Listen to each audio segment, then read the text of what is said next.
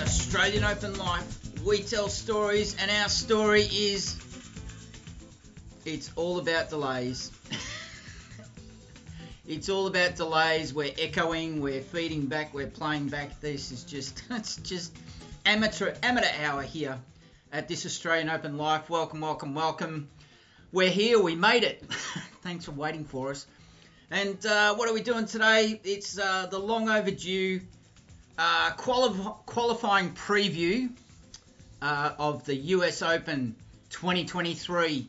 So let's all just take a deep breath. Don't go away. We'll be right back.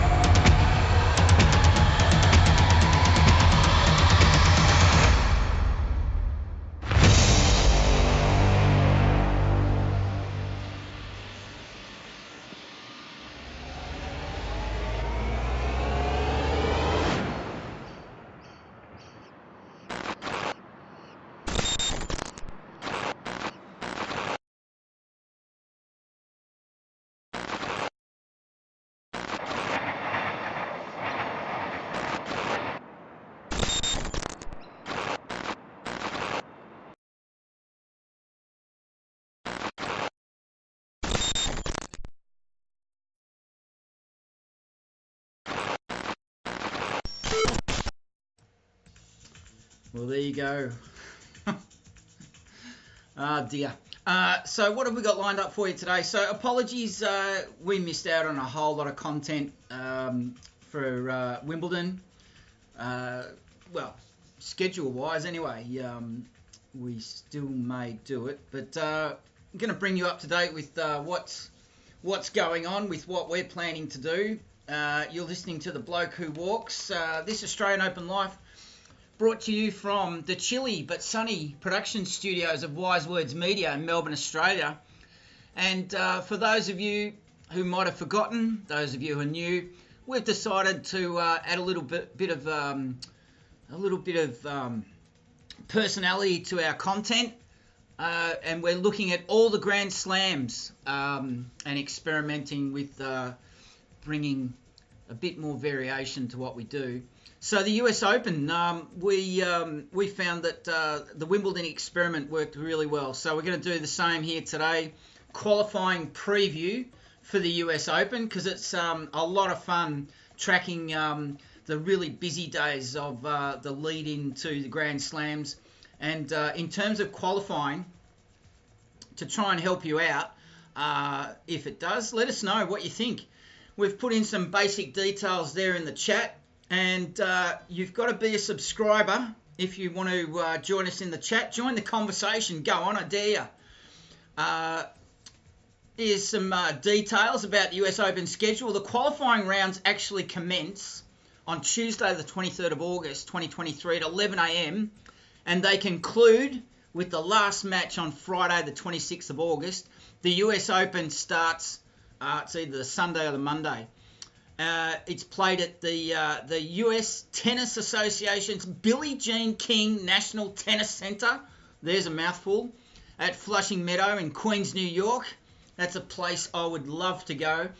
There's 22 courts in the facility and a total area of 46.5 acres, would you believe? And that complex includes Arthur Ashe Stadium, the Yanks love saying this, the biggest. You put that word in front of anything. The biggest tennis arena in the world with a capacity of over 23,000 people. How on earth are you going to see the ball going over the net if you're the 22nd, 999th person in the crowd up the top of the nosebleed section? Anyway, so I've repeated myself there in the comments. But look, you've got to be a subscriber to join the conversation, and you only have to wait for a minute. So it'd be great to hear what any of our audience are thinking about the US Open. So what's the plan? We're going to take it fairly easily during this episode. I'm not going to get too deep into stats and this and that, the other, but just, there's been a couple of interesting results over this recent weekend on the WTA Tour, the ATP Tour. So I'm going to bring you up to date with those. And then we're going to go through the women first, not the Women's World Cup currently. And apologies to the US women's team getting their departure ticket handed to them after the penalty shootout last night. Fancy going through 90 minutes and then extra time and going down 1-0. Was it 1-0 in the penalty shootout? But we're going after the WTA women in the tennis. Bring you up to date with that. And let's just make the screen a bit more dynamic here for you with these images in the background now that the music's died out. And just looking at some really random results in the women's over the last couple of days, and just see who's doing what, who's in form. And the same with the men. We'll take a break and then we'll go into the men, and then we might have a general chat, just having a look at current rankings, because although this is a qualifying preview, the qualifying rounds for the US Open, those places aren't yet settled, but we found that following the Wimbledon qualifying rounds, we thought that was pretty interesting dynamic content. So we're going to try that again, but we're just going to take a short, quick break. If I can find If I can find a teaser, actually, I'll tell you what, we'll do this. We'll just, because this is also going to be on our podcast, this audio from this episode. So we'll just take a short, quick break, and then we'll come back and tell you, because you're obviously dying to know, everyone out there in the tennis world, Wise Words Media has some evolving plans for production throughout the rest of 2023, and it will impact on this Australian Open Live. Don't go away, we'll be right back.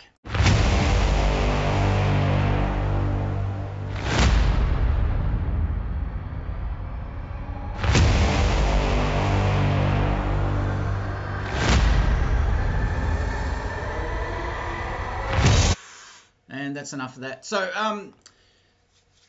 So, at Wise Words Media, you may or may not know that this Australian Open Life is just one niche topic that we cover in our series called This Life.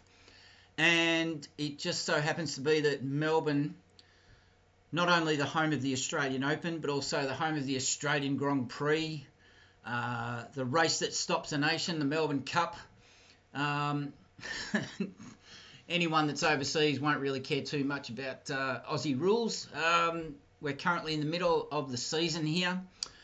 And kicking off this week, a couple of days ago, was the Melbourne International Film Festival, which Wise Words Media will be covering for the rest of 2023 in much the same format that we do here for the tennis.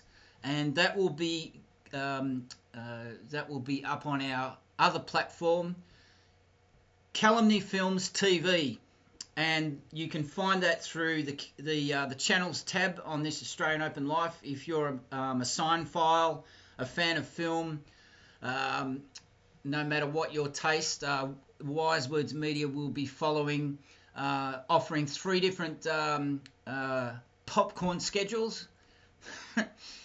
And it's all laid out there on Calumny Films TV. We're not going to waste time here today talking about that, but that will affect how much tennis content we can put out for the rest of the year. So that's just a heads up. Don't go away. We'll be right back.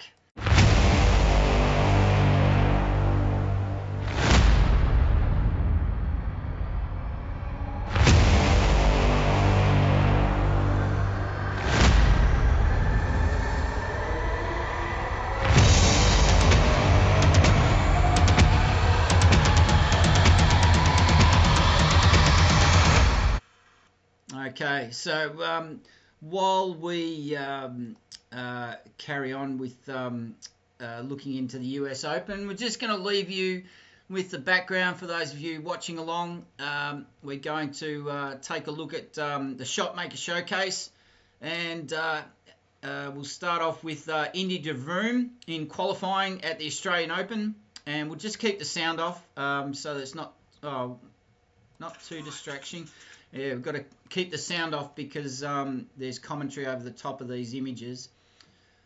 So let's take a look at recent results for the women. And we were pretty surprised to see the winner of the DC Open for the fourth time in her career, fourth title win, was Coco Gauff. And beating Maria Sakkari. Bit of a surprise there because she had a very early exit from Wimbledon, and Maria Sakkari is no slouch. And that was a month ago. She was really out of sorts after being handed an early plane ticket. To get through the DC Open women's final on Sunday, she beat Maria Sakkari 6-2, 6-3. That is a heck of an effort for the 19-year-old. And it turns out that she went to the DC Open in Washington. She's got two new additions to her team. A full-time coach, Pera Reba. Now, apologies if I've pronounced that wrong. But her coach, he's an interesting bloke. He's a Spanish tennis coach and a former tennis player, as most are, and he got as high as 65 in the singles in 2011, and got as high as 81 in the doubles in June 2010. So he's new full-time coach for Coco Gauff, and definitely with her through the US Open. Brad Gilbert, he has been around the traps in everyone's box on the side of the court. Brad Gilbert, temporary consultant. So Coco Gauff was thrilled. First tournament as a full team behind her, and got a great result. And thanked her new team in the trophy ceremony. And she was just thrilled to be able to bounce back. Now, she's still the world number 7, and would you believe that she didn't drop a set all week in this hardcourt tournament? And she actually won the Auckland Classic in New Zealand in January 2023. And don't forget, she was also runner-up at the French Open last year. Now, she hit 7 aces, and she's in 4-1 in 2023 in Tour Finals. And it turns out she's the first teenager to win 4 WTA tournaments since April 2009. And have a guess who the last one was? No, I can't hear you. Caroline Wozniacki. And Sakkari, as you would expect, she was very gracious in defeat and telling Coco Gauff that she deserved everything she's achieved. And still a young girl. You have a lot of time and a lot of success to come. So that was very gracious of Maria Sakkari, who's no doubt was disappointed because she was under a lot of pressure, obviously losing that first set and trying to equalise in the second. She briefly regrouped and broke immediately to open the second set, and then because Coco Gauff dumped a drop shot into the net and hit her equipment bag with a racket, and Sakkari went to a 2-love lead, but double faulted and got broken to 3-all. And the errors kept coming, and it was all over she wrote. And the prize checks, Coco Gauff earning US, that can't be right. That can't be right. She only won. It was Washington for the women was a 500 event, and Coco Gauff only earned 120 grand US. Oh dear. All right, enough said. So that's the women. Now let's just take a short break because coming up next we're going to take a quick look at some more women's results, some really random results throughout a few different tournaments over the last few days, couple of weeks. So don't go away. We'll be right back.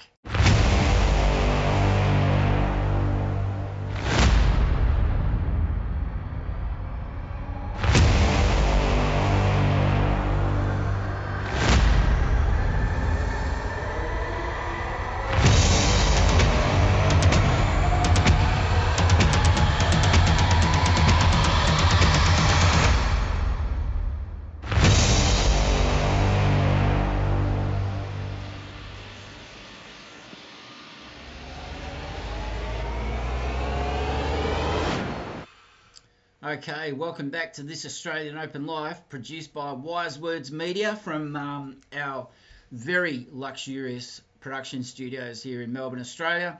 And the temperature outside is a very pleasant and not as brisk as the other day, 13.2 degrees at dusk as the sun's going down. So now we're just going to flick through the Shotmaker Showcase because I've just seen one of our favourite players popping up for us to have a look at, which she comes from Japan.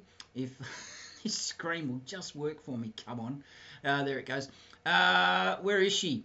Here she is. We've just seen one of our favourite Japanese tennis players to follow, which is now Hibino. There she's on screen. She was in qualifying playing Lucia Bronzetti of Italy, and I've just spotted a result or an upcoming game. Let's just get our facts straight here and straighten up. At the Live Sport Prague Open, the final coming up tonight, Melbourne time. The doubles, now Hibino partnering with Kalashnikova. And I just don't recognise that flag. So I'm not going to muck around and make you wait while I just check who that is, because we're just going to read the basics. And that's coming up tonight, Melbourne time. And they're playing against the American Gleason and the French woman, Lechimia. So that final, great to see Hibino making that final. And that's at the Live Sport Prague Open. Let's just take a look at some results here over the last couple of days, in fact probably overnight, and we'll just randomly pick some here because I've seen some familiar names and some not so familiar names. So we're just going to call out the country and the surname and the seeding for whatever tournament they're in, and the results. So let's start off at the Omnium Banque Nationale present Par Rogers 2023 in France.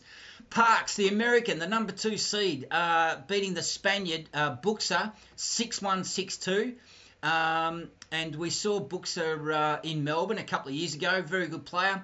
The Ukrainian Serenko defeating the American, the number 1 seed at the same tournament in Paris, and the Banque Nationale defeating Mandlik 6-4, 6-2.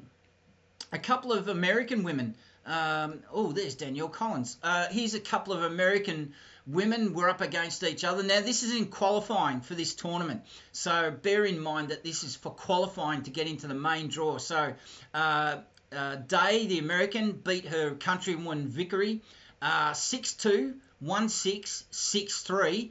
And I can see Danielle Collins, who was beaten in the Australian Open Grand Slam of 2022, Ash Barty's first Australian Grand Slam and last ever match on the elite WTA Tennis Professional Tour. Danielle Collins, the 3rd seed in qualifying at the Banque Nationale tournament in France, beating her countrywoman Bektas in 2 hours 24 minutes, 7-5. 6-7, she lost that tiebreaker to 10-11, and then came home and took a tight 3rd set, 7-5. And of course, the final of the City DC Open, we've already said the 4th seed Sakari losing to the 3rd seed Goff 6-2, 6-3. And back in France, I told you to be random, and we can see that Kimberly Birrell winning her qualifying match against Putin Saver I'm not too sure what that flag is, but Birrell doing well, being the number 13 seed in qualifying, beating the number 7 seed in an hour and 26 minutes, 6.264. Well done, Kimberly Birrell. And we'll just briefly go to another couple of ones. Back to the live sport Prague Open in the singles, the semi-final. And have a look at this. Now Habino, the Japanese player who's currently on screen, strutting her stuff in the Shotmaker Showcase, and on screen about to serve there against the Italian Brachetti. And it turns out that, guess what? Now Habino, she won the semi-final. She's made the final of the doubles and the final of the singles at the Live Sport Prague Open.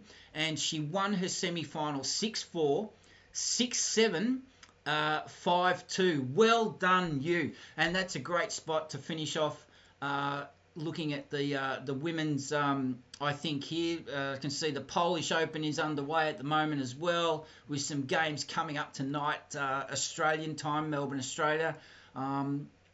Just looking to see if there's any interesting names here worth flagging. Azarenka is playing in the round of 64. She's the 16th seed when the tournament proper gets underway, playing tonight actually.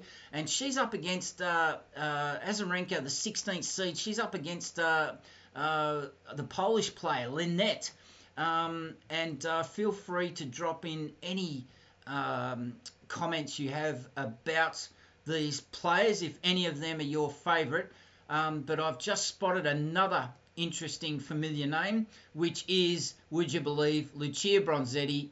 She's playing in Paris, and she's up against Belinda Bencic, the number 12 seed at the Banque Nationale Open in the round of 64, and that is also tonight, Melbourne Australian time. And Venus Williams popping up. She's playing Madeline Keys, who is the 13th seed, and Venus Williams, and in her early 40s, lost her opening match at Wimbledon, and she still is plugging away, a very proud competitor. I can see Brady the American up against Ostapenko tonight, and also Katie Boulder, who had a ripping Wimbledon. She's up against Marino from Canada. And that's where we'll wrap it up there. So let us know what you think about those matchups and those results. But now Habino serving on screen in her Shotmaker Showcase in qualifying at the Australian Open. And I'm just watching her reaction on screen at the moment. I think she sent that forehand wide. So now we're going to take a look at the recent results next for the ATP Men's Tour. And then we'll also take a look at some recent men's results on the ATP Tour. And we'll keep it reasonably short and sweet today. We've been going 25 minutes, so we want to just want to keep your attention. But also, the sun's going down here in Melbourne, and I can hear the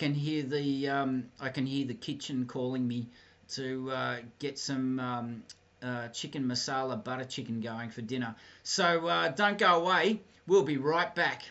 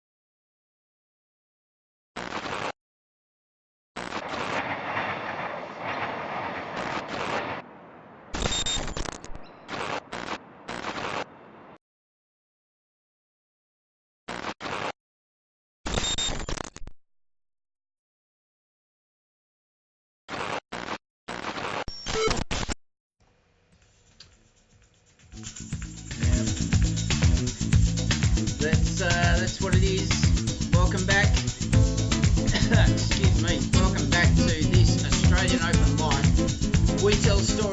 story is tennis, and coming to you from our production studios in Melbourne, Australia, for our global audience, tennis fans around the world who are no doubt looking ahead to the final Grand Slam of the year. We'll just turn that Brazilian dance floor music down a tiny bit because we don't want to be yelling. And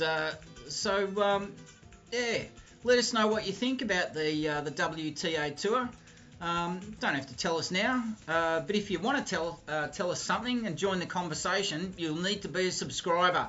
You need to like this episode. You need to subscribe, and once you're a subscriber for the grand total of 60 seconds, you can make as many comments and give as much feedback as your heart desires. And we want to thank our audience for sticking with us through the journey, as we've had a little bit on over the last few weeks. And yesterday was with all good intentions of having this episode last night, 24 hours ago. We just got a little bit caught up in creating a 70-second teaser for the Melbourne International Film Festival. That's right. We are the centre of the universe when it comes to sports, events, culture, coffee, and Aussie rules. So let's take a look at the men's side of things, and let's just break things up a little bit further by just keeping it interesting in the background there. That a shotmaker showcase. Why not bring some men into the picture? And let's take a look. If you've never seen Shingo Kaneda, one of the top elite level wheelchair tennis players, well, feast your eyes on this. So coming up in the background will be some footage of Shingo going about his business. A couple of years ago at the Australian Open 2022. This isn't qualifying. This is the real deal, the quarterfinals, and he was up against a Frenchman. So enjoy these images in the background. Yep, he's from Spain. Martin De La Puente. I'm so sorry for butchering the pronunciation in that regard. So I'll just make sure that is full screen. Yes. Oh dear.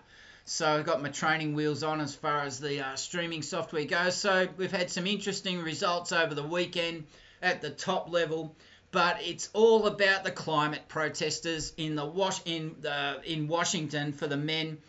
More climate protesters. Oh dear. Look, at the DC Open, briefly held up by a climate protest was the final. Was it the final?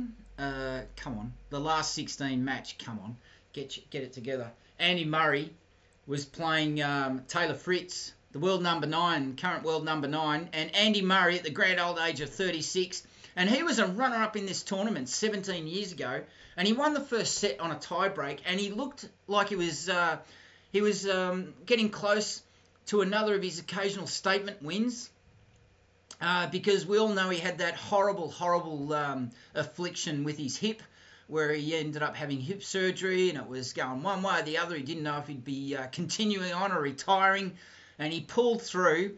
And here he is a couple of days ago, or maybe a day and a half ago. He had 3 break points in the second set. 3 break points for a 4-2 lead.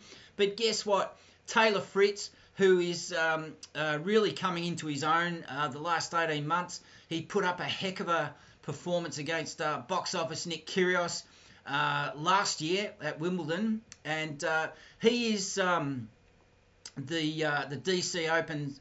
He's the top seed, and guess what? He managed to see off all 3 break points from Andy Murray, and he went on to. Would you believe he has already won 40 matches in 2023? No wonder he is up in the top 10 at the moment, and he's also the American number 1. And you wouldn't want to know, but he beat Australia's Jordan Thompson 6-3, 6-3 in a quarterfinal match on Friday. and he's going to be facing Talon Griekspoor in the semi-finals. He's from the Netherlands. Now, just that scoreline against Andy Murray, 6-7, 6-3, 6-4. Well done, Taylor Fritz. He's a young dad, by the way. If you didn't know, he's either got 1 or 2 kids. I can't remember. But imagine that, having a couple of little kids. There are quite a few parents on tour, isn't there? But we don't often hear about the men who are young dads with kids following around. And we're all familiar with Roger Federer and his 2 sets of twins with Merca. Hello to you, Roger. Hope you're enjoying. Hope you're enjoying all those kids movies. You got plenty of time to be watching those. You probably own your own cinema. So you wouldn't want to know, but the match between Fritz and Andy Murray was held up. There was a group of protesters. They threw giant tennis balls onto the court. They were escorted from the sand because you're supposed to use a racket. But Andy Murray had already smashed his racket on the ground after dropping his serve in the first game, and then came the climate protest. And as the protest came in,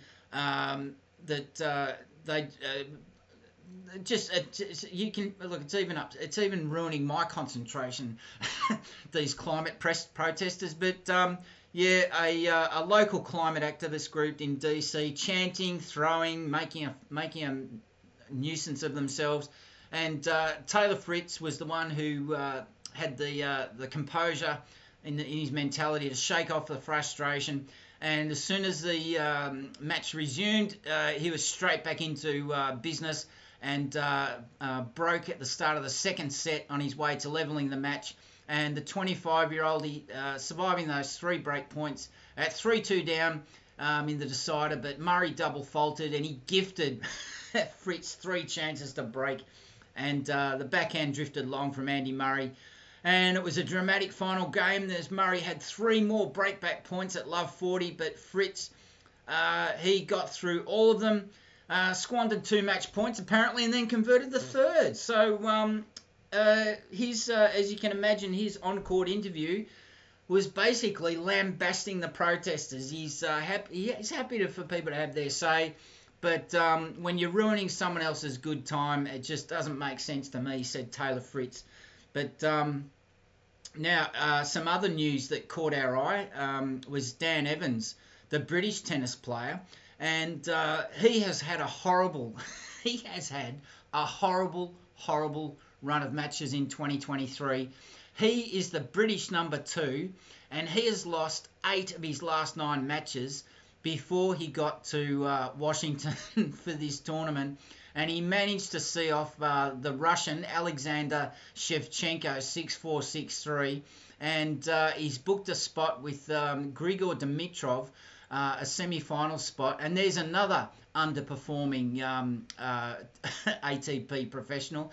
And then Dan Evans, he actually upset Francis Tiafoe in a quarterfinal, which is no mean feat because Francis Tiafoe is a deadly handy tennis player, and he's in some good form this year. But Evans, the British player, broke the American second seed for this tournament in the opening game of both sets. And Tiafoe sent down 16 aces, would you believe, and a great style of attacking tennis. Dan Evans was just more than up to the task. So that's at the DC Open. We're going to finish off soon and come back with some sights, sounds, summer of tennis. But before we do that, don't go away. We'll be right back because we're going to look at some random ATP Tour men's results over the last couple of days to whet your appetite for the US Open qualifying. And that starts on, everyone, the 23rd of August 2023 at 11 a.m. on a Tuesday. Yep. Don't go away. We'll be right back.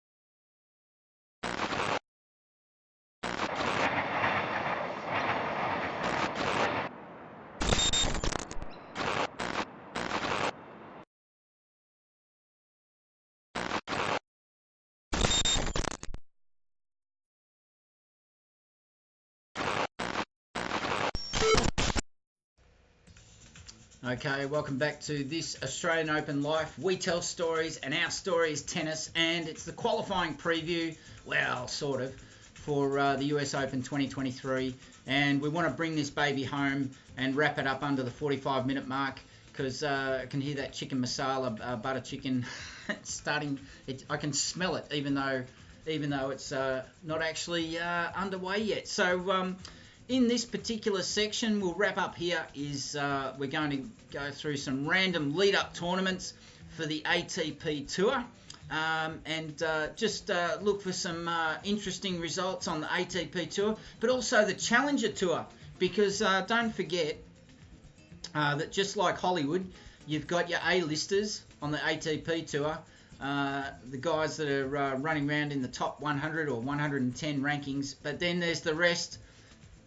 The guys and the girls that do it hard outside the top 100, and they've got to grind away and get to all sorts of places around the planet to build up their rankings points. So it's always interesting to see who's around the fringes in the top 100, top 300 or 350 or 400 actually, and see who's doing the business. So let's get back into some. Let's get back into some sunshine because it's a bit chilly here in Melbourne, and we want to just get some summer vibes going, some vitamin D. So here's some sights, sounds, summer of tennis in at Melbourne Park. And you can see we got down there on screen currently. That day was the first day of qualifying we went to, or the second or the third, I can't remember which. And that's what's waiting for you next year at AO 2024. If you haven't got your ticket booked yet, if you're on the other side of the world or in South America, or maybe you're in Seoul, in Korea, and you want to come out and support your fellow countrymen, or maybe you're in Tokyo, who knows? But there you go. This will whet your appetite, and a bit of sun won't go astray either at the moment. So let's have a look at some random scores. For some matches that were played recently, and I can see from the second round of qualifying on the grandstand court at the National Bank Open in Toronto, Canada, a couple of very familiar names. The Australian Alexander Vukic, he was up against the Argentinian Diego Schwartzman. Lost in straight sets in an hour and 20 minutes, 6-4, 6-4. So that's a bit of bad luck for Alexander, because he's on the up and up. So he's just looking to level out his game at the moment and get some consistency going to be more around that top 100 mark. Some other results. Here's another Australian, and you'll have to excuse me for a little bit of bias towards some of the players we've been showcasing over the last couple of years. We've been going in the second round of qualifying on court 3 at the National Bank Open in Toronto, Canada. Chris O'Connell, who had a sensational run at Wimbledon this year, he lost. I'm giggling because I was building him up. He lost 6-7, 4-6 in just under 2 hours to the Frenchman Garin. And here's our old mate Max Purcell. He is a Grand Slam winner. He won Wimbledon doubles last year with Matt Ebden, and he has beaten the Canadian Schnur. He flew through that match, second round qualifying, 6-2, 6-1 in just over an hour. And at the DC Open, actually we'll skip that. Let's go over to Austria at the Generali Open in Austria. A couple of interesting matchups here. Bayers defeated Dominic Thiem. I think that was well reported, that final. An hour and 20 minutes. Dominic Thiem, welcome return to form, but unfortunately he's a run-up on this occasion. Sebastian Bayers winning 6-3, 6-1. Let's go down to Mexico. Always interesting tournaments down in Mexico. So the Mifel Tennis Open at Los Cabos, Mexico, the final. And De Minaur has done it again. Yep, he's managed a runner-up spot to Stefanos Tsitsipas in an hour and 26 minutes. De Minaur losing 6-3, 6-4. Great return to form at the Estadio Mex Tennis by Tsitsipas. He's been sort of not inconsistent recently, but he will have really enjoyed banking that win leading up to the US Open. An interesting doubles match here between the men at the Mifel Tennis Open at Los Cabos, Mexico. The Mexican got up. Gonzalez partnering the Frenchman Roger Vasselin, that's his surname, and they beat the Australian Harris and Kepfer from Germany 6-4, 7-5 in an hour and 23 minutes. So let's just skip across to the other tournaments on challenger level as it just clicks over, and we'll quickly go through this. In the RD Open at Santo Domingo, Dominican Republic, we've got Huertas del Pino beating the great Gandini. Who did he beat? The great Gandini in an hour and 14 minutes, 6-3, 6-1. Gomez beating the American Tracy in the first round qualifying, 7-5, 6-3. Let's see if we can find some other slightly more well-known names. Not really. There's the Ukrainian had a good win in the first round qualifying at the Serena Wines 1881 Aqua Tennis Cup in Cordenons, Italy. The Ukrainian Branian winning. No, the match has been suspended. Come on, up against the Italian Tobacco. It's spelt tobacco, but I'm going to call it tobacco. And that match is currently in the third set, with the Italian leading 4-2 in the third set. But it's one set all, with the Ukrainian will start serving when they come back from the rain delay, 6-2, 5-7 a set apiece. And the rain also causing a bit of a delay with Ballestieri against Rottoli. Two Italians are only 20 minutes into their first round qualifying match at the same tournament. And we'll finish off, we'll just finish off with one match each from the Mara Open in Meerbusch, Germany, and also the Porto Open in Porto, Portugal. So the German tournament first. Here's the Turkish tennis player. You don't see many Turkish players on the ATP Tour. Kirkin, he's beaten, good win against the Brazilian. You wouldn't think a Brazilian would go down 6-3, 6-1, but that's exactly what happened in the first round of qualifying on court one there at 1 hour and 2 minutes. And our final match, unless I can see another interesting result, which I can't, so we won't scroll down too far. We'll just finish up with the Porto Open, the final on Central Court in 2 hours and 14 minutes in 3 sets. The Portuguese player Sousa was beaten by the Italian Nardi. Luca Nardi won the match 7-5, 4-6. No, he lost. Nardi won. I beg your pardon. Come on, concentrate. Nardi winning 5-7, 6-4, 6-1. That is a great turnaround for Luca Nardi, winning the final of the Porto Open in Portugal. So let us know what you think.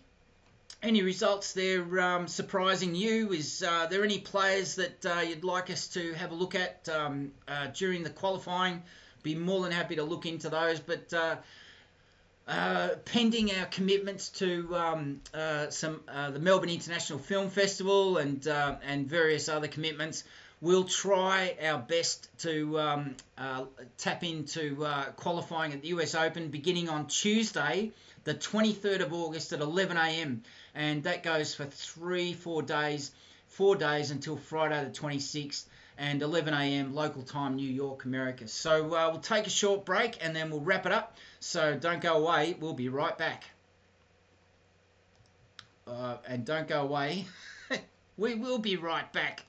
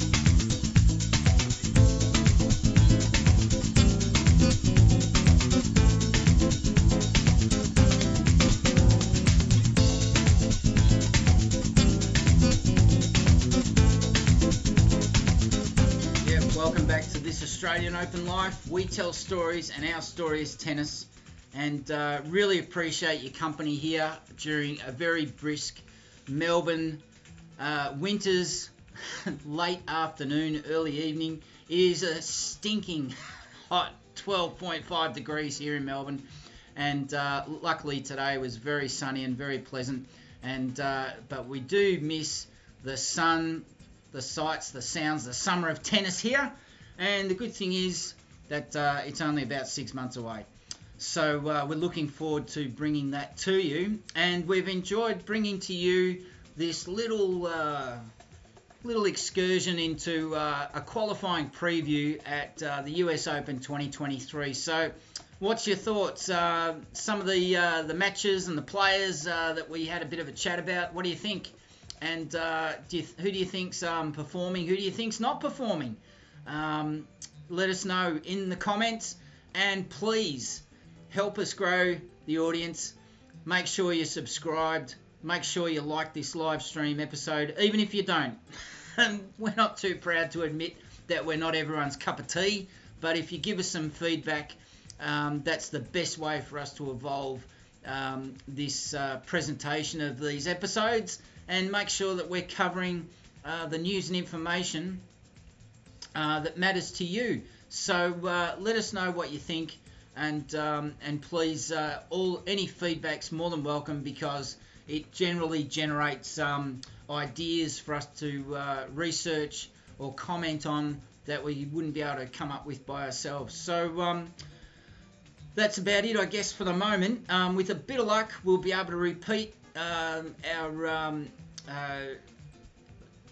presentation of qualifying matches, which was a lot of fun for Wimbledon, and went down reasonably well. Not sure that we'll be able to go the whole hog into the depth and detail that we did for Wimbledon, but you never know. It's all good practice for the Australian Open 2024. So let us know what you think, and let us know what you're expecting. If you've got any predictions for the US Open, let us know who your favourite player is, or who you're really looking forward to seeing performing this time around. So for us, that's about it for now, and we're going to take a deep breath, have a cup of tea, and get that butter chicken masala going. You've been listening to The Bloke Who Walks, and produced by Wise Words Media. This has been the live presentation of qualifying preview for the US Open 2023, which will be, as usual, at the USTA Billie Jean National Tennis Centre in Flushing Meadow, Queens, New York. And if you can't be there, well, why not be with us? It might not be as good as the real thing, but at least we can all enjoy it together. That's all for now. Thanks for listening, thanks for watching, and bye for now.